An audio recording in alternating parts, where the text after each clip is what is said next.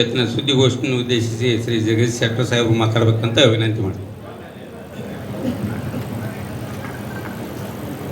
ಎಲ್ಲ ಆತ್ಮೀಯ ಡಿಜಿಟಲ್ ಈ ಸೋಷಿಯಲ್ ಮೀಡಿಯಾ ಎಲ್ಲ ಮಾಧ್ಯಮ ಮಿತ್ರರೇ ಮತ್ತು ಎಲ್ಲ ನಮ್ಮ ಭಾರತೀಯ ಜನತಾ ಪಾರ್ಟಿ ಮುಖಂಡರೇ ಎಲ್ಲರಿಗೆ ನಮಸ್ಕಾರ. ಈಗಾಗಲೇ ಒಂದು ಪ್ರಿಂಟ್ ಮೀಡಿಯಾ ಮತ್ತು ಟಿ ವಿ ಮಾಧ್ಯಮದವರು ಅಡ್ರೆಸ್ ಮಾಡಿದ್ದೇನೆ. ಎಲೆಕ್ಟ್ರಾನಿಕ್ ಮೀಡಿಯಾ ಈಗ ತಮಗೊಂದು ಸ್ಪೆಷಲ್ ಇನ್ನು ಹೊಸ ವ್ಯವಸ್ಥೆ ಸ್ಪೆಷಲಾಗಿ ಅಡ್ರೆಸ್ ಮಾಡ್ತಾಯಿದ್ದೇನೆ. ಒಂದು ಈ ಚುನಾವಣಾ ಪ್ರಚಾರದಲ್ಲಿ ನಾನು ಅಭ್ಯರ್ಥಿ ಆದಮೇಲೆ ಏನೊಂದು ಪಾರ್ಟಿಸಿಪೇಟ್ ಮಾಡಿದ್ದೆ, ಪ್ರವಾಸ ಮಾಡಿದ್ದೇನೆ. ಕಳೆದ ಒಂದು ತಿಂಗಳಿಂದ ಭಾಳ ಇಫೆಕ್ಟಿವ್ ಪ್ರಚಾರ ಆಗಿದೆ. ಮತ್ತು ಎಲ್ಲಿವರೆಗೆ ಅಂದರೆ ಜನಮಾನಸದಲ್ಲಿ ಒಂದು ಭಾಳ ಮುಖ್ಯವಾಗಿರುವಂಥದ್ದು ನರೇಂದ್ರ ಮೋದಿಜಿಯವರು 3ನೇ ಬಾರಿ ಪ್ರಧಾನಮಂತ್ರಿ ಆಗಬೇಕನ್ನುವಂಥದ್ದು ಜನರ ಕನಸಿದೆ. ಇಡೀ ದೇಶದ ಜನರ ಕನಸು, ಬೆಳಗಾವಿ ಜನರ ಕನಸು ಅದೇ ಇದೆ. ಮೋದಿಜಿಯವರು ಮತ್ತೊಂದು ಸಲ ಪ್ರಧಾನಮಂತ್ರಿ ಆಗಬೇಕು. ಅದು ಬೇಸ್. ಎಲ್ಲ ಈ ಚುನಾವಣೆಗೆ ಬೇಸ್ ಅಂದರೆ ಅದೇ. ನಾನು ಎಲ್ಲೆಲ್ಲಿ ಹೋಗ್ತೀನಿ, ಯಾವುದು ಗ್ರಾಮೀಣ ಭಾಗದಲ್ಲಿ ಇರ್ಬೋದು, ನಗರ ಪ್ರದೇಶ ಇರ್ಬೋದು, ಒಂದು ಸಣ್ಣ ಮೂಲೆಯಲ್ಲಿರ್ಬೋದು, ಅದು ಯಾವುದೇ ವರ್ಗದ ಜನ ಇರ್ಬೋದು, ಎಲ್ಲ ವರ್ಗದ ಜನರಲ್ಲಿ ಮನಸ್ಸಿಗೆ ಬಂದ್ಬಿಟ್ಟಿದೆ ಮೋದಿಜಿಯವರು 3ನೇ ಬಾರಿ ಪ್ರಧಾನಮಂತ್ರಿ ಆಗಬೇಕು. ಅವ್ರ ಕೈಯಲ್ಲಿ ದೇಶ ಸುರಕ್ಷಿತವಾಗಿರ್ತದೆ. ಈಗ ನನ್ನ ಅಧಿಕೃತ ಘೋಷಣೆ ಆದಮೇಲೆ ಮಾರ್ಚ್ 27 ನಾನು ಬಂದಿದ್ದೆ ಬೆಳಗಾವಿಗೆ. 16,000 ಜನ ಯುವಕರು ಬೈಕ್ ರ್ಯಾಲಿ ಮುಖಾಂತರ ನಮ್ಮನ್ನು ಸ್ವಾಗತ ಮಾಡಿದರು, ಒಂದು ಗೌರವ ಕೊಟ್ಟರು, ಒಂದು ವಿಶ್ವಾಸವನ್ನು ಮಾಡಿಸಿದರು. ಮುಂದೆ ಏಪ್ರಿಲ್ 17ನೇ ತಾರೀಕಿಗೆ ನಾಮಪತ್ರ ಸಲ್ಲಿಕೆ ಸುಮಾರು 50,000ಕ್ಕೂ ಹೆಚ್ಚು ಜನ ಅದರಲ್ಲಿ ಭಾಗವಹಿಸಿ ಭಾಳ ಒಂದು ಹೆಚ್ಚಿನ ರೀತಿಯಿಂದ ಬೆಂಬಲವನ್ನು ಕೊಡುವಂಥ ಕೆಲಸ ಮಾಡಿದರು. ಮುಂದೆ ಏಪ್ರಿಲ್ 28 ನರೇಂದ್ರ ಮೋದಿಜಿಯವರು ಪ್ರೈಮ್ ಮಿನಿಸ್ಟರ್ ಕಾರ್ಯಕ್ರಮ, ಭಾಳ ಬೃಹತ್ವಾದಂಥ ಕಾರ್ಯಕ್ರಮ. More than 1 lakh people gathered there, more than 1 lakh people. ಈ 3 ಇವೆಂಟ್ ಇದಾವಲ್ಲ, ಇದು ಬಹುಶಃ ನನಗನ್ನಿಸ್ಬಿಟ್ಟೆ ಈ ಬೆಳಗಾವಿ ಲೋಕಸಭಾ ಕ್ಷೇತ್ರಕ್ಕೆ ಸಂಬಂಧಪಟ್ಟಂತೆ ಒಂದು ಗೇಮ್ ಚೇಂಜರ್. ಹೀಗಾಗಿ ಹಂತವಾಗಿ BJPಗೆ ಮತ್ತು ಈ ಒಂದು ಜನರ ಬೆಂಬಲ ಏನಿದೆಲ್ಲ ಹಂತವಾಗಿ ಇನ್ಕ್ರೀಸ್ ಹಾಕೋತ ಹೋಗ್ತದೆ. ಯಾವುದೇ ಸಂದರ್ಭದಲ್ಲಿ ನಮಗೆಲ್ಲೇ ನೆಗೆಟಿವ್ ಆಗಿದೆ, ನಮ್ಗೆ ಆ ಭಾಗದಲ್ಲಿ ಬೆಂಬಲ ಇಲ್ಲ ಅಂತಲ್ಲ, ಪ್ರತಿಯೊಂದು ವಿಧಾನಸಭಾ ಕ್ಷೇತ್ರದಲ್ಲಿ ನಮ್ಮ ಬೆಂಬಲ ಇನ್ಕ್ರೀಸ್ ಆಗ್ತಾಯಿದೆ. ಅದು ಇವತ್ತು ಎಲ್ಲ ಕಡೆ ಕಂಡು ಬರ್ತದೆ ಅನ್ನುವಂಥ ಮಾತನ್ನು ಈ ಸಂದರ್ಭದಲ್ಲಿ. ಹೀಗಾಗಿ ಬೆಳಗಾವಿ ಜನರು ಈ 3 ರ್ಯಾಲಿಗಳಲ್ಲಿ ತೋರಿಸಿದಂಥ ಒಂದೇನೋ ಪ್ರೀತಿ ವಿಶ್ವಾಸ ಏನಿದೆಲ್ಲ ಅದನ್ನು ನಾನು ಲೈಫ್ನಲ್ಲಿ ಮರೀಲಿಕ್ಕೆ ಸಾಧ್ಯ ಇಲ್ಲ. ಆ ಪ್ರೀತಿ ವಿಶ್ವಾಸದಿಂದ ಇನ್ನೂ ಹೆಚ್ಚು ನಮ್ಮ ಕೆಲಸ ಮಾಡಲಿಕ್ಕೆ ಅನುಕೂಲ ಆಗಿದೆ ಅನ್ನುವಂಥ ಮಾತನ್ನು ಹೇಳ್ತದೆ. ಮತ್ತು ಭಾಳ ಮುಖ್ಯವಾಗಿ ನಾನು ಎಲ್ಲೆಲ್ಲಿ ಪ್ರವಾಸ ಮಾಡಿದ್ದೇನೆ, ಅದು ನಗರ ಪ್ರದೇಶ ಇರ್ಬೋದು, ಗ್ರಾಮೀಣ ಪ್ರದೇಶ. ದಿವಂಗತ ಸುರೇಶ್ ಅಂಗಡಿಯವ್ರ ನೆನಪು ಎಲ್ಲರೂ ಮಾಡ್ತಾರೆ. ಇಲ್ಲರಿ, ಸುರೇಶ್ ಅಂಗಡಿಯವರು 4 ಬಾರಿ ಆರಿಸಿ ಬಂದಿದ್ದರು. ಅವರ ಒಂದು ಕಾರ್ಯಶೈಲಿ, ಜನರ ಜೊತೆ ಒಡನಾಟ, ಒಂದು ಆತ್ಮೀಯ ಸಂಬಂಧ, ಅದನ್ನು ಮರೀಲಿಕ್ಕೆ ಸಾಧ್ಯ ಇಲ್ಲ ಅಂಥೇಳಿ ಪ್ರತಿಯೊಂದು ಗ್ರಾಮದಲ್ಲಿ ಮತ್ತು ನಗರಗಳಲ್ಲಿ ಅವ್ರ ಬಗ್ಗೆ ಇರುವಂಥ ಒಂದು ಒಳ್ಳೆಯ ಅಭಿಪ್ರಾಯ. ಮತ್ತು ಯಾವುದೇ ಒಂದು ಗ್ರಾಮಕ್ಕೆ ಹೋದಾಗ ನೋಡ್ರಿ, ಇಲ್ಲಿ ದೇವಸ್ಥಾನ ಕಟ್ಟಿಕೊಟ್ರು, ಸಮುದಾಯ ಭವನ ಕಟ್ಟಿಕೊಟ್ರು, ಪ್ರತಿಯೊಂದು ಹಳ್ಳಿಯಲ್ಲಿ ಜನ ನೆಲೆಸ್ತಾರೆ, ಇದು ಅವ್ರ ಕೊಡುಗೆ ಅಂಥೇಳಿ. ಆ ರೀತಿಯಾದಂಥ ಒಂದು ಡೆವಲಪ್ಮೆಂಟ್ ಓರಿಯೆಂಟೆಡ್ ಕೆಲಸ ಮಾಡಿದರು.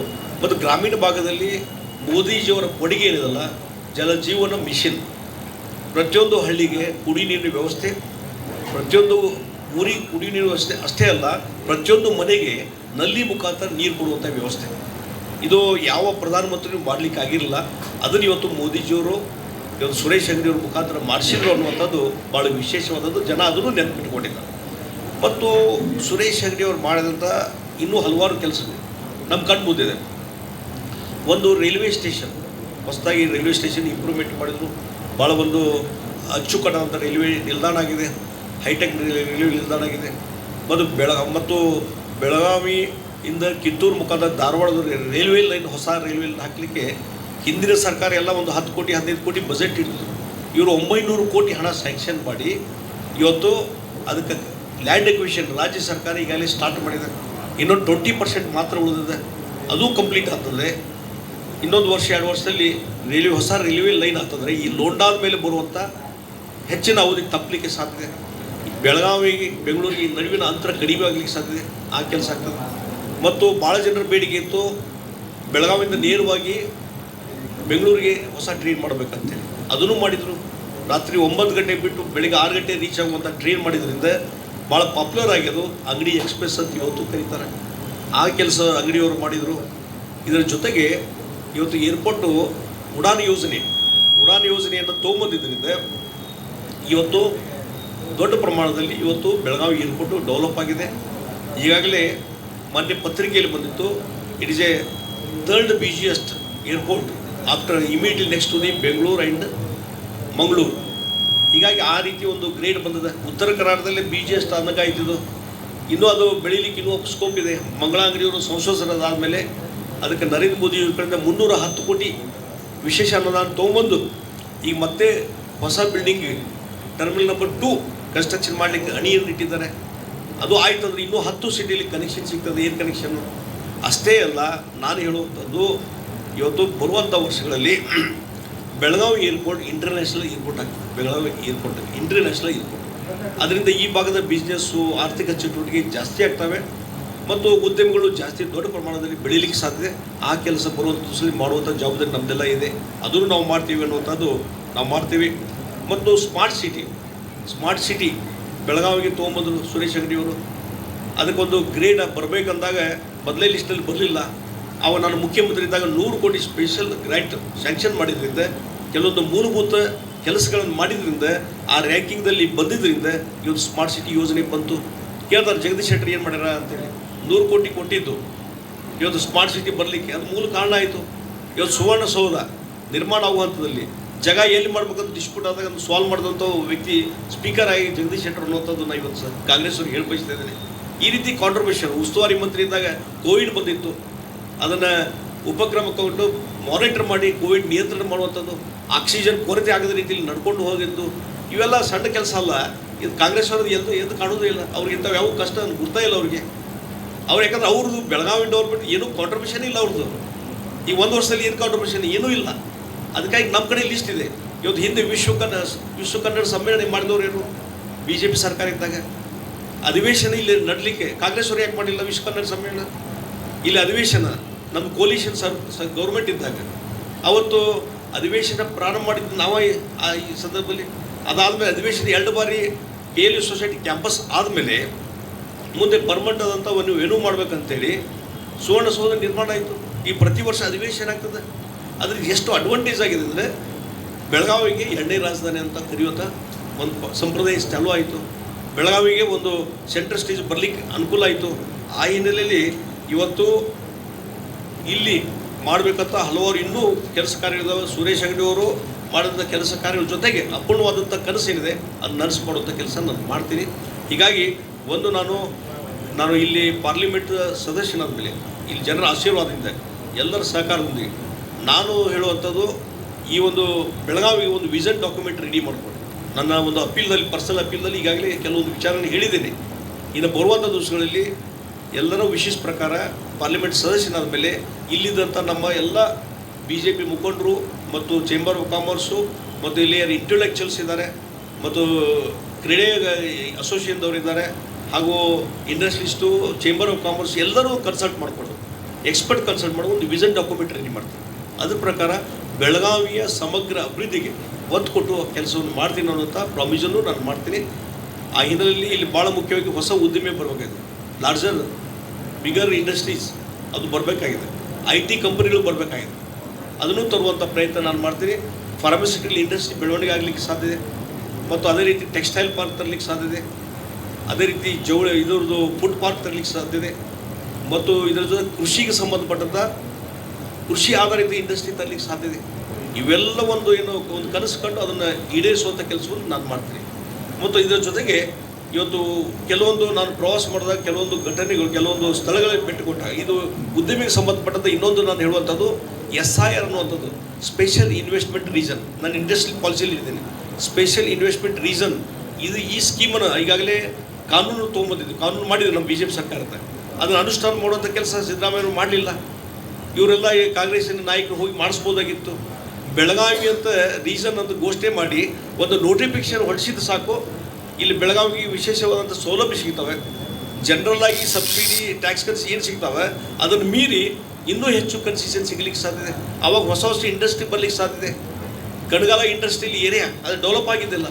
ನಾನು 100 ಕೋಟಿ ರೂಪಾಯಿ ಇಂಡಸ್ಟ್ರಿ ಮಿನಿಸ್ಟ್ರಿದಾಗ ಸ್ಯಾಂಕ್ಷನ್ ಮಾಡಿದ್ರಿಂದ ಇವತ್ತು ರಸ್ತೆಗಳೆಲ್ಲ ಆಗಿದ್ದಾವೆ. ಅಲ್ಲಿ ಒಂದು ಇಂಡಸ್ಟ್ರಿಯಲ್ ಸೈಟ್ ಯಾವುದೂ ಉಳಿದಿಲ್ಲ. ಎಲ್ಲೋ ಈಗಾಗಲೇ ಸೋಲ್ಡ್ ಔಟ್ ಆಗಿದ್ದಾವೆ. ಇನ್ನೂ ಸಾವಿರಾರು ಎಕರೆ ಜಮೀನು ನಮಗೆ ಬೇಕಾಗಿದೆ. ಇಲ್ಲಿ ಇಂಡಸ್ಟ್ರಿಯಲ್ ಏರಿಯಾ ಡಿಮಾಂಡ್ ಇದೆ. ಅದನ್ನ ಪ್ರಯತ್ನ ಕಾಂಗ್ರೆಸ್ ಸರ್ಕಾರದಲ್ಲಿ ಯಾಕೆ ಆಗಲಿಲ್ಲ? ಆ ಕೆಲಸವನ್ನು ನಾನು ಮಾಡ್ತೀನಿ. ಈ ರೀತಿ ಹಲವಾರು ಕಾರ್ಯಕ್ರಮ ಮುಖಾಂತರ ಇವತ್ತು ಇಡೀ ಬೆಳಗಾವಿಯನ್ನು ಸಮಗ್ರ ಅಭಿವೃದ್ಧಿ ಮಾಡಿ ಒಂದು ಮಾಡೆಲ್ ಆದಂಥ ಮಾದರಿಯಾದಂಥ ಕ್ಷೇತ್ರವನ್ನು ಮಾಡುವಂಥ ಬಣವನ್ನು ನಾನು ತೋರ್ತೀನಿ ಪಾರ್ಲಿಮೆಂಟ್ ಸದಸ್ಯನಾಗಿ. ಮತ್ತು ಬೆಳಗಾವಿನ ನಿಜವಾದಂಥ ಎರಡನೇ ರಾಜಧಾನಿ ಮಾಡಲಿಕ್ಕೆ ಎಲ್ಲ ಪ್ರಯತ್ನ ಮಾಡ್ತೀನಿ ಅನ್ನುವಂಥ ಮಾತನ್ನು ಈ ಸಂದರ್ಭದಲ್ಲಿ ಹೇಳ್ತೀನಿ. ಮತ್ತು ಇದರ ಜೊತೆಗೆ ಇವತ್ತು ಭಾಳ ಮುಖ್ಯವಾಗಿ ನಾನು ಬೈಲಿಂಗಕ್ಕೆ ಹೋದಾಗ ಇವತ್ತು ಕಿತ್ತೂರು ರಾಣಿ ಚೆನ್ನಮ್ಮ ಬ್ರಿಟಿಷ್ ವಿರುದ್ಧ ಹೋರಾಟ ಮಾಡಿದಂಥ ಮೊದಲ ಸ್ವಾತಂತ್ರ್ಯೋತ್ಸವದ ಯೋಧೆ, ಅವಳ ಸಮಾಧಿ ಅಲ್ಲಿದೆ. ಅದು ರಾಷ್ಟ್ರೀಯ ಸ್ಮಾರಕವಾಗಿ ಪರಿವರ್ತನೆ ಆಗಬೇಕು. ಅದಕ್ಕೇನು ಪ್ರಯತ್ನ ಆಗಬೇಕು, ಕೇಂದ್ರ ಸರ್ಕಾರ ರಾಜ್ಯ ಸರ್ಕಾರ ಅದು ಪ್ರಯತ್ನ ನಾನು ಮಾಡ್ತೀನಿ. ಮತ್ತು ರಾಮದುರ್ಗಕ್ಕೆ ಹೋದಾಗ ಅಲ್ಲಿಯ ಜನ ಹೇಳಿದರು, ಅಲ್ಲಿ ಶಬರಿ ಕೊಳ್ಳ ಇದೆ. ಶ್ರೀರಾಮ ಇಲ್ಲಿ ಬಂದಾಗ ಅಲ್ಲಿ ಶಬರಿ ಏನು ಭೇಟಿಯಾಗಿ ಹಣ್ಣು ಕೊಡ್ತಾಳೆ, ಅಲ್ಲಿ ಶಬರಿ ಕೊಳ್ಳ ಅಂತಿದೆ. ಅದು ಒಂದು ಐತಿಹಾಸಿಕ ಸ್ಥಳ. ಹೀಗಾಗಿ ಇವತ್ತು ರಾಮ ಮಂದಿರ ನಿರ್ಮಾಣ ಮಾಡುವಾಗ ಮೋದಿಜಿಯವರು ಹೇಳಿದ್ದಾರೆ, ರಾಮನಿಗೆ ಸಂಬಂಧಪಟ್ಟಂಥ ಯಾವ್ಯಾವ ಸ್ಥಳ ಇದ್ದಾವೆ, ಎಲ್ಲೆಲ್ಲಿ ಭೇಟಿ ಕೊಟ್ಟಿದ್ದಾರೆ ಅವನ್ನೆಲ್ಲ ಡೆವಲಪ್ ಮಾಡ್ತೀವಿ ಅಂತಾರೆ. ಒಂದು ಕಾರಿಡಾರ್ ಮಾಡಿ ಇದನ್ನು ಡೆವಲಪ್ಮೆಂಟ್ ಮಾಡಲಿ ನಾನು ಪ್ರಪೋಸಲ್ ಕೊಡ್ತೀನಿ, ಅದು ಮಾಡಿಸುವಂಥ ಕೆಲಸ ಮಾಡ್ತೀನಿ. ಗೋಕಾಕ್ ಒಂದು ಸುಂದರ ಪ್ರವಾಸಿ ತಾಣವನ್ನು, ಎಲ್ಲಿ ಫಾಲ್ಸ್ ಇದೆ, ಪ್ರವಾಸಿ ತಾಣವನ್ನು ಮಾಡಲಿಕ್ಕೆ ಸಾಧ್ಯತೆ, ಅದನ್ನು ಮಾಡ್ತೀವಿ. ಅಲ್ಲಿ ಟೆಕ್ಸ್ಟೈಲ್ ಪಾರ್ಕ್ ಮಾಡಲಿಕ್ಕೆ ಸಾಧ್ಯತೆ, ಅದನ್ನು ಮಾಡ್ತೀವಿ. ಮತ್ತು ಇದರ ಜೊತೆಗೆ ರೇಣುಕಾ ಯಲ್ಲಮ್ಮ ದೇವಸ್ಥಾನ ಈಗಾಗಲೇ 11 ಕೋಟಿ, ಮಂಗಳಾಂಗಡಿಯವರು 11 ಕೋಟಿ ಸ್ಯಾಂಕ್ಷನ್ ಮಾಡಿ ಕೇಂದ್ರ ಸರ್ಕಾರದಿಂದ ಅದು ಡೆವಲಪ್ಮೆಂಟ್ ಮಾಡಲಿಕ್ಕೆ ಪೂಜೆ ಮಾಡಿದ್ದಾರೆ. ಅದಾದಮೇಲೆ ಪಂಢರಪುರ ಏನೋ ಒಂದು ಡೆವಲಪ್ ಆಗಿದೆ ದೇವಸ್ಥಾನ, ಅದೇ ರೀತಿ ಒಂದು ರೈಲ್ವೆ ಲೈನ್, ಹೊಸ ರೈಲ್ವೆ ಲೈನ್ ತರುವ ಮುಖಾಂತರ ಇವತ್ತು ಆ ಭಾಗಕ್ಕೆ ಲಕ್ಷಾಂತರ ಜನ ಭಕ್ತರು ಬರ್ತಾರಲ್ಲ, ಅದನ್ನು ಅಭಿವೃದ್ಧಿ ಮಾಡುವಂಥದ್ದು, ಇನ್ನೂ ವಿಶೇಷ ಅನುದಾನ ತಂದು ಇನ್ನೂ ಫರ್ದರ್ ಅಭಿವೃದ್ಧಿ ಮಾಡಲಿಕ್ಕೆ ಒತ್ತು ಕೊಡುವಂಥ ಕೆಲಸ ಇವತ್ತು ನಾನು ಮಾಡಬೇಕಂತ ವಿಚಾರವೂ ಇದೆ ಅನ್ನುವಂಥದ್ದು. ಇದರ ಜೊತೆಗೆ ಇವತ್ತು ನಾನು ಹೇಳ್ತೀನಿ, 1924ರಲ್ಲಿ ಇವತ್ತು ರಾಷ್ಟ್ರೀಯ ಕಾಂಗ್ರೆಸ್ ಸಮಾವೇಶ ಇಲ್ಲಿ ಆಗಿತ್ತು ಬೆಳಗಾವಿಯಲ್ಲಿ. ಮಹಾತ್ಮ ಗಾಂಧೀಜಿಯವರೇ ಬಂದಿದ್ದರು. ಹಾಗಾದರೆ ಇವತ್ತು 100 ವರ್ಷ ಆಯಿತು, 2024. ಇವತ್ತು ಯಾಕೆ ಕಾಂಗ್ರೆಸ್ ಅವರು ಮನಸ್ಸು ಮಾಡ್ತಾ ಇಲ್ಲ? ಸಿದ್ದರಾಮಯ್ಯ ಸರ್ಕಾರ ಇದೆ, 100 ವರ್ಷದ ಶತಮಾನೋತ್ಸವ ಕಾರ್ಯಕ್ರಮ ಮಾಡ್ಬೋದಾಗಿತ್ತಲ್ಲ, ಯಾಕೆ ಮಾಡ್ತಾ ಇಲ್ಲ? ಮಹಾತ್ಮ ಗಾಂಧೀಜಿಯವ್ರು ಬೇಕಾಗಿಲ್ಲ ಇವರಿಗೆ. ಇದನ್ನು ಅಕ್ಕಿ ಹೇಳ್ತಾ ಇದ್ದೀನಿ. ಮಹಾತ್ಮ ಗಾಂಧೀಜಿ ನೆನ್ಪು ತೆಗೆದು ಮತ್ತೆ ಏನು ಸಮಸ್ಯೆ ಆಗ್ತದೆ ಅನಿಸ್ತಿದೆ ಅವ್ರಿಗೆ ಬಹುಶಃ. ಅದಕ್ಕೆ ಅಭಯ್ ಪಾಟೀಲ್ ಒಂದು ಇತ್ತೀಚೆಗೆ ಅಧಿವೇಶನದಲ್ಲಿ ಒಂದು ವಿಶೇಷವಾದಂಥ ಬಿಲ್ಲನ್ನು ತೊಗೊಂಬಂದರು, ಖಾಸಗಿ ಬಿಲ್ಲನ್ನು. ಇಲ್ಲ ಅದು ಸ್ಮರಣಾರ್ಥವಾಗಿ 100 ವರ್ಷದ ಶತಮಾನೋತ್ಸವ ಕಾರ್ಯಕ್ರಮ ಮಾಡಿರಿ ಅಂತೇಳಿ. ಅದು ಕಾರ್ಯಕ್ರಮ ಮಾಡಲಿಕ್ಕೆ ಏನು ಪ್ರಯತ್ನ ಆಗಬೇಕು ಅದು ಒತ್ತಾಯ ಮಾಡ್ತೀವಿ. ಹಾಗಾಗಿ ಆ ರೀತಿಯಾದಂಥ ಹಲವಾರು ಕಾರ್ಯಕ್ರಮ ಮುಖಾಂತರ ಬೆಳಗಾವಿ ಒಂದು ಇಡೀ ರಾಷ್ಟ್ರ, ಇಡೀ ರಾಜ್ಯ ಗಮನ ಸೆಳೆಯುವುದರಲ್ಲಿ ಬೆಳಗಾವಿನ ಒಂದು ಸೆಂಟ್ರಲ್ ಸ್ಟೇಜಿಗೆ ತೊಗೊಂಬರುವಂಥ ಕೆಲಸ ನಾನು ಮಾಡ್ತೀನಿ. ಎಲ್ಲ ಸಮಗ್ರ ಅಭಿವೃದ್ಧಿ ಮಾಡುವಂಥ ಕೆಲಸ.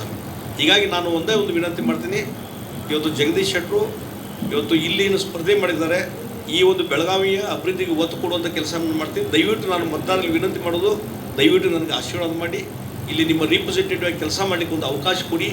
ಮತ್ತು ಅದರ ಮುಖಾಂತರ ಇವತ್ತು 2ನೇ ಕಾಲಮ್ ನಂಬರ್ 2ನೇದಲ್ಲಿದೆ, ಬ್ಯಾಲೆಟ್ ಪೇಪರಲ್ಲಿ 2ನೇ ನಂಬರ್ ಇದೆ, ನನ್ನ ಹೆಸರು ಇರ್ತದೆ, ನನ್ನ ಫೋಟೋ ಇರ್ತದೆ, ಅದ್ರ ಮುಂದೆ ಕಮಲದ ಚಿಹ್ನೆ ಇರ್ತದೆ. ಆ ಕಮಲದ ಚಿಹ್ನೆಗೆ ಬಟನ್ಗೆ ಒತ್ತುವ ಮುಖಾಂತರ ನರೇಂದ್ರ ಮೋದಿಜಿಯವರಿಗೆ ವೋಟ್ ಹಾಕಬೇಕನ್ನುವಂಥ ವಿನಂತಿಯನ್ನು ನಾನು ಮಾಡ್ತಾಯಿದ್ದೇನೆ. ದಯವಿಟ್ಟು ಆ ಒಂದು ಆಶೆಗಳನ್ನು ಈಡೇರಿಸಬೇಕು ಅನ್ನುವಂಥ ಮಾತನ್ನು ಈ ಸಂದರ್ಭ ಹೇಳ್ತೀನಿ. ಇದರ ಜೊತೆಗೆ ಬಹುಶಃ ಕಾಂಗ್ರೆಸ್ಸು ಇಲ್ಲೇ BJP ವಾತಾವರಣ, ಮೋದಿಜಿಯವರ ಒಂದು ವಾತಾವರಣ ಇದೆಲ್ಲ ತಿಳ್ಕೊಂಡು ಇಲ್ಲಿ BJP ಗೆದ್ದು ಬರ್ತದೆ ಅನ್ನುವಂಥ ಒಂದು ಹಿನ್ನೆಲೆ ಇಟ್ಕೊಂಡು ಈಗ ಅವ್ರಿಗೆ ಎಲ್ಲ ಪ್ರಚಾರ ಬಿಟ್ಟರು. ಈಗ ಅವರು ಜನರ ಮತದಾರರಿಗೆ ಹೋಗಿ ರಿಕ್ವೆಸ್ಟ್ ಮಾಡೋದು ಬಿಟ್ಟರು. ಈಗ ಅವರು ಕಾಂಗ್ರೆಸ್ ಸರ್ಕಾರ ಸಾಧನೆ ಹೇಳೋದು ಬಿಟ್ಟರು. ಅವ್ರಿಗೆ ಈ ರೊಕ್ಕ ಹಂಚಕ್ಕೆ ಚಾಲು ಮಾಡ್ಯಾರ. ರೊಕ್ಕ ಹಂಚಕ್ಕೆ ನಿನಗೆ ಗೋಕಾಕದಾಗ ಸಿಕ್ಕಿಬಿಡ್ತಾನೆ, ರೊಕ್ಕ ಹಂಚಕ್ಕೆ ಹೋಗಿ ಅವು ನೇರವಾಗಿ ಓಪನ್ ಆಗಿ ಹೆಸರು ಹೇಳಿದಾನೆ. ಲಕ್ಷ್ಮೀ ಹೆಬ್ಬಾಳ್ಕರ್ ಅಂತ ನೇರವಾಗಿ ಹೆಸರು ಹೇಳಿದಾನೆ ಆತ ವ್ಯಕ್ತಿ, ಅವರೇ ಕೊಟ್ಟಿದ್ದಾರೆ ರೊಕ್ಕ ಅಂತೇಳಿ. ಇಷ್ಟು ಹೇಳಿದ ಮೇಲೆ ಈಗ ಕಂಪ್ಲೀಟ್ ಆಗಿದೆ, FIR ಆಗಿದೆ. ಆದರೆ ಇವತ್ತು ಅದು ಇನ್ನೂ ಸೀರಿಯಸ್ ಆದ ಕಾನೂನು ಕ್ರಮ ಕೈಗೊಳ್ಳಬೇಕು. ರಾಜ್ಯದಲ್ಲಿ ಕಾಂಗ್ರೆಸ್ ಸರ್ಕಾರ ಇದೆ, ಅದಕ್ಕಾಗಿ ಅವರು ರಕ್ಷಣೆ ಮಾಡುವಂಥ ಕೆಲಸ ಆಗ್ತದಂತ ಆಗಬಾರ್ದು. ಮತ್ತು ಇಲ್ಲಿ ದಕ್ಷಿಣ ಕ್ಷೇತ್ರದಲ್ಲಿ ಅಲ್ಲಿನೂ ಸಹಿತ ರೊಕ್ಕ ಹಂಚಕ್ಕೆ ಹೋದಾಗ ನಮ್ಮ ಕಾರ್ಯಕರ್ತರು ಅವ್ರನ್ನ ಹಿಡಿದು ಪೊಲೀಸನ್ನು ಒಪ್ಪಿಸಿದ್ದಾರೆ. ಆದರೆ ಅವ್ರ ಮೇಲೆ ಕ್ರಮ ಕೈಗೊಳ್ಳೋದು ಬಿಟ್ಟು ನಮ್ಮ ಕಾರ್ಯಕರ್ತರನ್ನ ಪೊಲೀಸ್ ಸ್ಟೇಷನ್ ಕುದುರಿಸುವಂಥ ವ್ಯವಸ್ಥೆ ಈ ಅಧಿಕಾರಿಗಳು ಮಾಡ್ತಾಯಿದ್ದಾರೆ. ಅದಕ್ಕಾಗಿ ಅಧಿಕಾರಿಗೆ ನಾನು ಹೇಳ್ತೀನಿ, ಈ ಸರ್ಕಾರ ಇದೆ ಅಂತ ಹೇಳಿ ಈ ಅಧಿಕಾರ ದುರುಪಯೋಗ ಮಾಡಿದರೆ ಭಾರತೀಯ ಜನತಾ ಪಾರ್ಟಿ ಇದೊಂದು ದೊಡ್ಡ ಆಂದೋಲನ ಮಾಡ್ತೀವಿ, ನಿಮ್ಮ ವಿರುದ್ಧ ಹೋರಾಟ ಮಾಡ್ತೀವಿ, ಮತ್ತು ರಾಜ್ಯ ಸರ್ಕಾರ ವಿರುದ್ಧ ಹೋರಾಟ ಮಾಡ್ತೀವಿ. ಈಗಾಗಲೇ ಅದಕ್ಕೆ ಕಂಪ್ಲೀಟ್ ಎಲ್ಲ ಆಗಿದೆ. ಅದು ಮುಂದಿನ ಕಾನೂನು ಹೋರಾಟ ಆಗಬೇಕು, ಕಾನೂನು ರೀತಿ ಕ್ರಮ ಆಗಬೇಕಂತ ಒತ್ತಾಯವನ್ನು ನಾನು ಈ ಸಂದರ್ಭ ಮಾಡ್ತೀನಿ. ಮತ್ತು ಈ ರೀತಿ ರೊಕ್ಕ ಹಂಚೋದ್ರಿಂದ ಇಲೆಕ್ಷನ್ ಗೆಲ್ತೀವಿ, ಪಾರ್ಲಿಮೆಂಟ್ ಇಲೆಕ್ಷನ್ ಗೆಲ್ತೀವಿ ಅನ್ನೋಂಥದ್ದು ಭ್ರಮೆಯಲ್ಲಿ ಇದು ಕಾಂಗ್ರೆಸ್ ಇದ್ದಾರೆ. ರೊಕ್ಕ ಹಂಚೋ ಮುಖಾಂತರ ನೀವು ಗೆಲ್ಲಿಕ್ಕೆ ಸಾಧ್ಯ ಇಲ್ಲ. ಜನರ ಹೃದಯದಲ್ಲಿ ನರೇಂದ್ರ ಮೋದಿಯವರು ಇದ್ದಾರೆ. ನರೇಂದ್ರ ಮೋದಿಯವರು ವೋಟ್ ಹಾಕ್ಬೇಕಂತ ಈಗಾಗಲೇ ಜನ ನಿರ್ಧಾರ ಮಾಡಿದ್ದಾರೆ. ನೀವು ಹಣ ಕೊಟ್ಟರು ಅವ್ರು ವೋಟ್ ಹಾಕೋದು ನರೇಂದ್ರ ಮೋದಿಯವರಿಗೆ ಅನ್ನುವಂಥದ್ದನ್ನು ಈ ಸಂದರ್ಭ ಹೇಳ್ತೀನಿ. ಅದಕ್ಕಾಗಿ ಇವತ್ತು ಈ ಹಣ ಹಂಚುವಂಥ ಈ ವ್ಯವಸ್ಥೆ ಬಿಡಿ, ನಿಮ್ಗೇನಾದರೂ ಪರ್ಫಾರ್ಮೆನ್ಸ್ ಇದ್ದರೆ ಜನರ ಬಳಿ ಹೋಗಿ ಕೇಳಿ ಅನ್ನುವಂಥದ್ದು ಒತ್ತಾಯ ಮಾಡ್ತೀನಿ. ಹೀಗಾಗಿ ನಾವೊಂದು ಹೇಳೋದು ಪರ್ಫಾರ್ಮೆನ್ಸ್ ನಮ್ಮದಿದೆ, ಪರ್ಫಾರ್ಮೆನ್ಸ್ ಕಾರ್ಡನ್ನು ಇಟ್ಟಿದ್ದೀವಿ. ಅದಕ್ಕಾಗಿ ಜನರು ಆಶೀರ್ವಾದ ಮಾಡಬೇಕು, ಬಿ ಜೆ ಪಿಗೆ ಮೋದಿಜಿಯವರು ಆಶೀರ್ವಾದ ಮಾಡಬೇಕು, ನಮಗೆ ಆಶೀರ್ವಾದ ಮಾಡಬೇಕು ಅಂತ ನಾನು ಕೇಳ್ಕೊತೀನಿ. ಮುಖ್ಯಮಂತ್ರಿಗಳು ಇವತ್ತು ಸುದ್ದಿಗೋಷ್ಠಿ ನಡೆಸಿ ಒಂದು ಸುದ್ದಿಗೋಷ್ಠಿ ನಡೆಸಿ ಜಗದೀಶ್ ಶೆಟ್ಟರ್ ಸಾಹೇಬರಿಗೆ ಇಂಡಸ್ಟ್ರಿಯಲ್ ಮಿನಿಸ್ಟರ್ ಇದ್ದಾಗ ಬೆಳಗಾವಿ ಕಡೆ ಇರುವಂತ ಯಾವಾಗ ಯಾಕೆ ವಿಚಾರ ಮಾಡಲಿಲ್ಲ ಇಂಡಸ್ಟ್ರಿಯಲ್ ಆಯಿತು, ಹುಬ್ಳಿ ಕಡೆ ತಗೊಂಡು ನೋಡಿ ನಾವೊಂದು ಗೋಲ್ಡ್ ಪ್ಲಸ್ ಅಂತ ಒಂದು ಹೊಸ ಇಂಡಸ್ಟ್ರಿ ಬಂದಿದೆ. 4,00,000 ಕೋಟಿ ಇನ್ವೆಸ್ಟ್ಮೆಂಟ್ ಮಾಡ್ತಾರೆ. ನನ್ನ ಅವಧಿಯಲ್ಲಿ ಅದನ್ನು ಮಂಜೂರು ಮಾಡಿದ್ದು.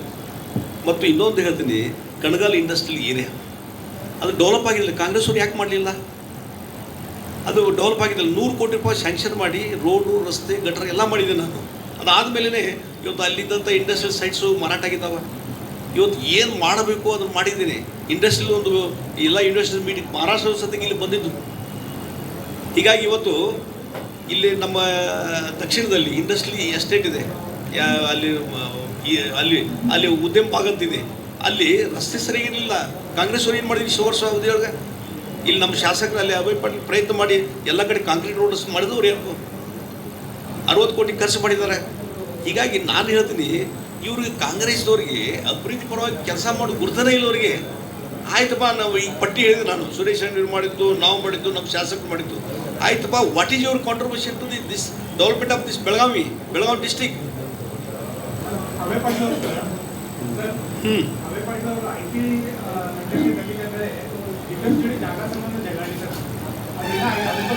ನೋಡಿ, ಅದಕ್ಕೆ ನಾನು ಒಂದು ವಿಷನ್ ಡಾಕ್ಯುಮೆಂಟ್ರಿಗೆ ಮಾಡಿಕೊಂಡು ಎಲ್ಲೆಲ್ಲಿ ಯಾವ ಜಾಗ ತೊಗೊಂಡು ಯಾವುದು IT ಇಂಡಸ್ಟ್ರಿ ತರಲಿಕ್ಕೆ, ದೊಡ್ಡ ದೊಡ್ಡ ಉದ್ದಿಮೆ ತರಲಿಕ್ಕೆ, ಫಾರ್ಮಸ್ಯೂಟಿಕ್ ಇಂಡಸ್ಟ್ರಿ ತರಲಿಕ್ಕೆ ಎಲ್ಲ ರೀತಿ ಪ್ರಯತ್ನ ಮಾಡಿ. ಟೆಕ್ಸ್ಟೈಲ್ ಪಾರ್ಕ್ ಬರುವಂಥದ್ದು, ಫುಡ್ ಪಾರ್ಕ್ ಬರಲಿಕ್ಕೆ ಅವಕಾಶ ಇದೆ. ಮತ್ತು ಎಲ್ಲಿವರೆಗೆ ಅಂದರೆ ಕೃಷಿ ಆಧಾರಿತ ಇಂಡಸ್ಟ್ರಿನ ಬೆಳೆಸಲಿಕ್ಕೆ ಅವಕಾಶ ಇದೆ. ಡಿ.ಕೆ. ಶಿವಕುಮಾರ್ ಅವರು ಒಂದು ಭಾವನಾತ್ಮಕ ವಿಷಯವನ್ನು ಇವತ್ತು ಪ್ರಸ್ತಾಪ ಮಾಡಿದ್ರು. ಮಾನ್ಯ ಸುರೇಶ್ ಅಂಗಡಿ ಅವರು ದಿಲ್ಲಿ ಒಳಗೆ ಕೊರೋನಾ ಇದ್ರೊಳಗಡೆ ದಿಲ್ಲಿ ಒಳಗೆ ತಿರ್ಕೊಂಡವ್ರನ್ನ ಅಂಥದ್ದು ಅವರು ಬೆಳಗಾವಿ ಮತದಾರರಿಗೆ ಅವರನ್ನ ಅವ್ರ ಮುಖವನ್ನು ತೋರ್ಸೋಕ್ಕಾಗಲಿಲ್ಲ.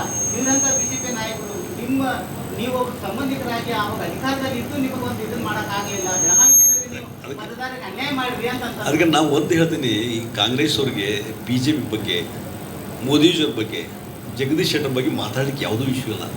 ನೀವೇನು ಡೆವಲಪ್ಮೆಂಟ್ ಮಾಡಿರುತ್ತೆ ಅದಕ್ಕೆ ಆನ್ಸರ್ ಇಲ್ಲ. ಈ ರೀತಿ ಕರೋನಾ ಇದ್ದಂಗೆ ಹೊರಗೆ ಬರಲಿಲ್ಲ, ಅವರು ಎಲ್ಲ ಕದ ಮುಚ್ಕೊಂಡು ಕೂತಿದ್ರು ಅವರು. ಹೀಗಾಗಿ ಇವತ್ತು ಅವತ್ತಿನ ರೂಲ್ಸ್ ಹೆಂಗಿತ್ತು, ಗೈಡ್ಲೈನ್ಸ್ ಇತ್ತು, ಅದ್ರ ಪ್ರಕಾರ ಎಲ್ಲರೂ ನಡ್ಕೋಬೇಕು.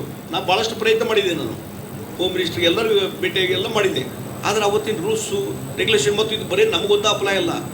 ಇವತ್ತು ಅಲ್ಲೆಲ್ಲಿ ಏನೇನು ಸಮಸ್ಯೆಗಳಾಗಿದ್ದು, ಬೇರೆ ಬೇರೆ ವೆಸ್ಟ್ ಬೆಂಗಾಲಕ್ಕೆ ಯಾರೋ ಒಬ್ಬರು ವ್ಯಕ್ತಿ ಕಳಿಸ್ಬೇಕಾಗಿತ್ತು, ಕಳ್ಸೋಕ್ಕಾಗಲಿಲ್ಲ. ಎಲ್ಲ VIP ಇದ್ದರು, ಏನೂ ಮಾಡಲಿಕ್ಕಾಗಿಲ್ಲ. ಅವತ್ತಿನ ವ್ಯವಸ್ಥೆ ಇದ್ದಾಗ ಆ ರೂಲ್ಸ್ ಪ್ರಕಾರ ನಡ್ಕೋಬೇಕಾಗಿದೆ. ಅದು ನಮಗೂ ಅಪ್ಲೈ ಆಯಿತು. ಅದನ್ನು ಇವತ್ತು ಚುನಾವಣೆ ಸಂದರ್ಭದಲ್ಲಿ ಇವತ್ತು ಇದು ಈ ರೀತಿಯಾದಂಥದ್ದು ನಡವಳಿಕೆ ಇದೆ ಕಾಂಗ್ರೆಸ್ ಸ್ಟೇಟ್ಮೆಂಟ್ಸು. ಬಹುಶಃ ಇದು ಮಾನವೀಯತೆ ಬಿಟ್ಟು ನಡ್ಕೊಳ್ತಾ ಇದ್ದಾರೆ.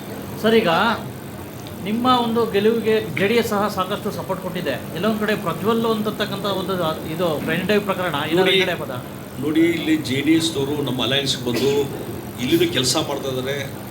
ಜಿಲ್ಲಾಧ್ಯಕ್ಷ ಹಿಡ್ಕೊಂಡು ಪ್ರತಿಯೊಂದು ಕ್ಷೇತ್ರದಲ್ಲಿ ಅವರು ವರ್ಕರ್ಸ್ ನಮ್ಮ ಜೊತೆ ಕೆಲಸ ಮಾಡ್ತಿದ್ದಾರೆ. BJP ಗೆಲುವಿಗೆ ಪ್ರಯತ್ನ ಮಾಡ್ತಾ ಇದ್ದಾರೆ. ಇವತ್ತೇನು ಪ್ರಜ್ವಲ್ ರೇವಣ್ಣ ಅವರ ಇನ್ಸಿಡೆಂಟ್ ಆಗಿದೆ, ಅದು ವೈಯಕ್ತಿಕವಾದಂಥ ಇನ್ಸಿಡೆಂಟು. ಮತ್ತು ಅದರ ಬಗ್ಗೆ SIT ಪ್ರೋಬ್ ನಡೀತಾ ಇದೆ. SIT ಲೀಗಲ್ ಆ್ಯಕ್ಷನ್ ಸ್ಟಾರ್ಟ್ ಆಗಿದೆ. SD ರೇವಣ್ಣವರು ಅರೆಸ್ಟ್ ಮಾಡಿದ್ದಾರೆ. ಹೀಗಾಗಿ ಕಾನೂನು ಪ್ರಕಾರ law will take its own course.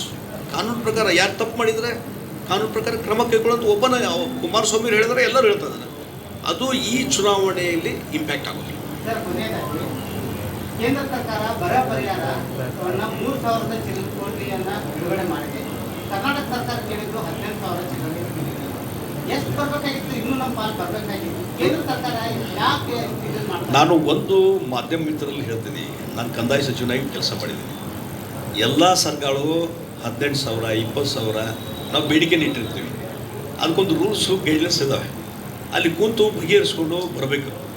ಈ ಯಾವುದೇ ಸಂದರ್ಭದಲ್ಲಿ ನೀವು ಬೆಳಗಿನ ಸಾಯಂಕಾಲ ನೀವು ಯೂನಿಯನ್ ಗೌರ್ಮೆಂಟ್ ಕೂಡ ಅದು ಯಾವುದೇ ಸರ್ಕಾರ ಇದ್ದಾಗ ನೀವು ಸಂಘರ್ಷ ಮಾಡ್ಕೊಂಡು ಕೂತ್ರೆ ಇದೇ ಹಣೆ ಬರ.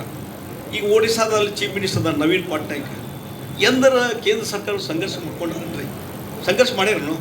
ಇವರು ಬೆಳಗಿನ ಸಾಯಂಕಾಲ ಸಂಘರ್ಷ ಎಲ್ಲ ಇಶ್ಯೂನು ಪೊಲಿಟಿಕಲೈಸ್ ಮಾಡೋದಾದರೆ ಅದು ಒಂದು ಸರ್ಕಾರ ನಡೆಸೋ ಪದ್ಧತಿ ಅಲ್ಲ. ಮತ್ತು ಮತ್ತೊಂದು ಹೇಳ್ತೀನಿ, ನಿಮಗೆ ಜನರಿಗೆ ಮಾಡುವಂಥ ಹೆಲ್ಪ್ ಮಾಡಬೇಕಂತ ನಿಮ್ಗೆ ಅನಿಸಿದ್ರೆ, ರೈತರಿಗೆ ಹೆಲ್ಪ್ ಮಾಡಬೇಕಂತ ಅನಿಸಿದ್ರೆ, ಯಾಕೆ ಹಿಂದೊಂದು ಕಾಲದಲ್ಲಿ ಆಗೈತಿ, ಯಡಿಯೂರಪ್ಪನ ಮುಖ್ಯಮಂತ್ರಿ ಇತ್ತು, ಅವ್ರು ಕೇಂದ್ರ ಸರ್ಕಾರ ಕಾಂಗ್ರೆಸ್ಸದ್ದೇ ಇತ್ತು, ಮನಮೋಹನ್ ಸಿಂಗ್. ಅವತ್ತು ಬೇಡಿಕೆ ಇಟ್ಟಿದ್ವಿ ನಾವು, 18,000 20,000 ಬೇಡಿಕೆ ಇಟ್ಟಿದ್ವಿ. ಆ ರೂಲ್ಸು ಗೈಡೆನ್ಸ್ ಪ್ರಕಾರ ಇಷ್ಟೇ ಅಷ್ಟರ ಕೊಡ್ರಿ ಅಂತ ಹೇಳಿದ್ವಿ ನಾವು. ಅವಾಗ ಡಿಲೇ ಮಾಡಿದರು. ಅವಾಗ ಏನು ಮಾಡಿದ್ರು, ಯಡಿಯೂರಪ್ಪನವ್ರು ಸುಮ್ಕುದ್ರನು, ಸಿದ್ದರಾಮಯ್ಯ ಅವ್ರ ಜೊತೆ ಕೇಂದ್ರ ಸರ್ಕಾರ ಬೆಳಗಿನ ಸಾಯಂಕಾಲ ಬೈಯೋದು. ನಮ್ಮ ರೈತರ ನೆರವಿಗೆ ಬರ್ಬೇಕಲ್ರಿ, ಅದಕ್ಕೆ ನಮ್ಮ ಟ್ರೆಜರಿಯಿಂದ ನಮ್ಮ ಬಜೆಟ್ನಿಂದ ಹಣ ರಿಲೀಸ್ ಮಾಡಿದರು. ಸ್ಪೆಷಲ್ ಫಂಡು ಎಷ್ಟು ಒಂದು 2-3 ಸಾವಿರ ಕೋಟಿ ಬಿಡುಗಡೆ ಮಾಡಿ ಅವತ್ತು ಪರಿಹಾರಧನ ಕೊಡುವಂಥದ್ದು, ಮತ್ತೊಂದು ಅಡ್ವಾನ್ಸ್ ಮಾಡಿ ಆಮೇಲೆ ಕ್ಲೇಮ್ ಮಾಡಿದರು. ಆಮೇಲೆ ಬಂದು ನಮ್ಗೆ ಹಣ. ಆ ರೀತಿ ಮಾನವೀಯತೆ ತೋರಿಸ್ಬೇಕಲ್ಲ ನೀವು. ಬೆಳಗಿನ ಸಾಯಂಕಾಲ ಕಾನೂನು ಹಚ್ಚೋದು, ಕೋರ್ಟಿಗೆ ಹೋಗೋದು, ಎಂದು ಯಾವ ಸರ್ಕಾರನೂ ಸುಪ್ರೀಂ ಕೋರ್ಟಿಗೆ ಹೋಗಿರ್ಲಿಲ್ವೇ, ಫಸ್ಟ್ ಟೈಮ್ ಹೋಗಿದ್ದಾರೆ. ಇದು ರಾಜಕೀಯವಾಗಿ ಬಳಸುವಂಥದ್ದು ಇಲ್ಲ, ಇದು ಸರಿಯಲ್ಲ. ಎಷ್ಟು ಲೀಡಿಂಗ್ ಗೆಲ್ಬೋದು ಸರ್? ಇದು ಎಷ್ಟು ಪ್ರಭಾವ ಬೀರ್ತದೆ ಅಂತ ಹೇಳಿ ಯಾವುದು ಪ್ರಭಾವ ಬೀರುವುದಿಲ್ಲ. ಇವತ್ತು ರಾಜ್ಯ ಸರ್ಕಾರದ ಪಾತ್ರ ಇದೆ. ಬರೀ ರಾಜ್ಯ ಸರ್ಕಾರ ನಡ್ಸಾಕತ್ತೀರಿ. ರೈತರು ನಮ್ಮ ರಾಜ್ಯ ಸರ್ಕಾರದಲ್ಲಿ ಇರುವಂಥವ್ರು ಬರದಿಂದ ಎಲ್ಲರೂ ಬವಣೆಯನ್ನು ಅನುಭವಿಸ್ತಾ ಇದ್ದಾರೆ. ನೀವು ಅದನ್ನು ಸುಮ್ಕೊಂತ ಅವ್ರು ಬವಣೆ ಅನುಭವಿಸ್ಕೊಂಡು ಕುದುರೋದು ನೋಡೋದು ಬಿಟ್ಟು, ನೆರವಿಗೆ ಬರೋದು ಬಿಟ್ಟು, ಕೇಂದ್ರ ಸರ್ಕಾರ ಕೊಟ್ಟಿಲ್ರಿ, ಅದಕ್ಕೆ ನಾನು ಕೊಟ್ಟಿಲ್ರಿ ಅಂತಂದ್ರೆ ಏನೋ ಅರ್ಥ ಐತೆ ಅದಕ್ಕೆ. ಸರ್ ಎಷ್ಟು ಲೀಡಿಂದ ಗೆಲ್ಬೋದು ಸರ್? ಏನಾದ್ರು ವಿಶ್ವಾಸ ಇದೆಯಾ? ಹಾಂ, ಎಲ್ಲ ಕ್ಷೇತ್ರಗಳಲ್ಲೂ ಏನು ಲೀಡ್ ಆಗುತ್ತಾ ನಿಮ್ಮದು? ನೋಡಿ, ಪ್ರತಿಯೊಂದು ವಿಧಾನಸಭಾ ಕ್ಷೇತ್ರದಲ್ಲಿ ಲೀಡ್ ತೊಗೊತೀವಿ ಮತ್ತು ಅತ್ಯಂತ ಹೆಚ್ಚು ಮತಗಳ ಅಂತರಿಂದ ಗೆದ್ದು ಬರ್ತೀವಿ. Thank you. ಸರ್.